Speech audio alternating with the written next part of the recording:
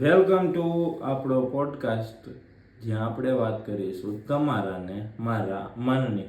આ છે episode number 6 અને હું છું તમારો હોસ્ટ અને દોસ્ત કરણ. અને આજે આપણે ટોપિક છે અપેક્ષા. હરેક વ્યક્તિને કોઈની કોઈ પાસેથી કંઈકની કંઈક નાની, આમ કે ને કે નાનીથી નાની મોટાથી મોટી અપેક્ષાઓ હોય. બહુ બધી અપેક્ષાઓ હોય, પણ કે ને કે આશા સદા અમર છે. આશા અમર જ રહે, કેમ કે આશા કોઈ દી કોઈની પૂરી થતી નથી, કોઈ દી કોઈની થવાની નથી. It's a reality fact. આ રિયલ ફેક્ટ છે કે હંમેશા જેની પાસે તમે અપેક્ષાઓ રાખતા હોય ને, એ જ તમને બધાની પહેલાં તૈયાર હોય, કેમ કે એ જ તમને મારવા તૈયાર રહેશે. કેમ કે તમે જેમની પાસેથી અપેક્ષાઓ હોય તૈયાર જ રહેવાનું છે. અપેક્ષા રાખવી એ જ પહેલાં તો ભાઈ બહુ મોટી આપણી ભૂલ કહેવાય. કેમ કે આપણે બીજા પાસે રાખીએ એટલે એ આપણી ભૂલ, બીજા આપણી પાસે રાખે તો એની ભૂલ. કેમ કે અપેક્ષાઓ રાખવા કરતાં ખુદ ઉપર વિશ્વાસ રાખી અને ખુદ માટે ખુદથી કરવું સારું. કેમ કે બીજા હંમેશા કોઈના થયા નથી, કોઈ દી કોઈને થવાના નથી. બીજો કરનારો અને બીજા પાસેથી આપણે અપેક્ષાઓ રાખવી પડે. તમે ક્યાંય એક્ઝામ્પલ તરીકે તમે બહુ પૈસાવાળા હોય, તમારા સગા સંબંધી હોય, તમે ત્યાં જાઓ અને બહુ પૈસાવાળા હોય અને તમે અનુભવ કરજો, અને એક વ્યક્તિ એવો કે જે નાનાથી નાનો હોય, તમારાથી નાનો હોય, ત્યાં જજો અને મોટો પૈસાવાળો હોય ને જજો. તમને અડધી કલાક પહેલાં સામે નહીં જોવે.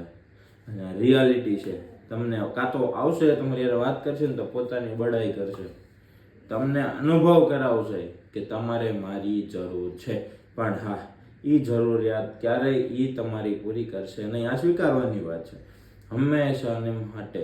અને જ્યારે નાનો માણસ હોય છે ને, આવો બાપલિયા, એ પોતાનાથી જેટલું થતું હોય છે ને એનાથી 1.5 ગણું કરીને તમારી સામે આવશે.